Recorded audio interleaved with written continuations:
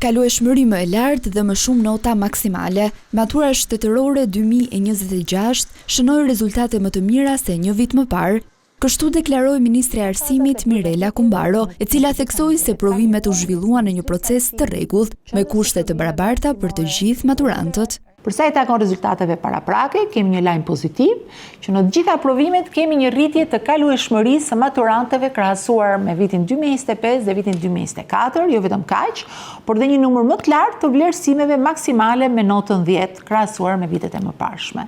Ndërkohë, norma e maturantëve që nuk ka kaluar me sukses të paktën një prej provimeve varion nga 0.98% në lëndët me zgjedhje deri maksimalisht në 2.5 në provimin e matematikës. Vëmendje ju kushtua edhe rasteve të shkeljes së rregullores. Kumbaro bëri të ditur se 31 maturant u përjashtuan nga provimi pasi tentuan të kopjonin.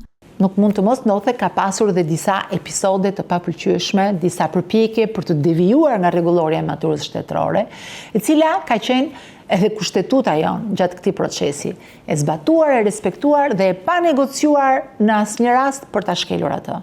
Keqardhje për 31 maturant, që në përputhje me rregulloren janë përjashtuar nga provimet të shpërndarë në vende të ndryshme të Shqipërisë, por për fat të mirë, falë reagimit dhe trajtimit në kohë rekord, këto përpjekje nuk e cënuan procesin e testimeve në nivel kombëtar. Në përfundim, Ministra Mirela Kumbaro u bëri thirrje maturantëve të ndjekin kalendarin e pranimit në universitete. Nga 27 korriku deri më 1 gusht, ata do të kenë mundësinë të përzgjedhin 10 programet e studimit përmes portalit U Albania.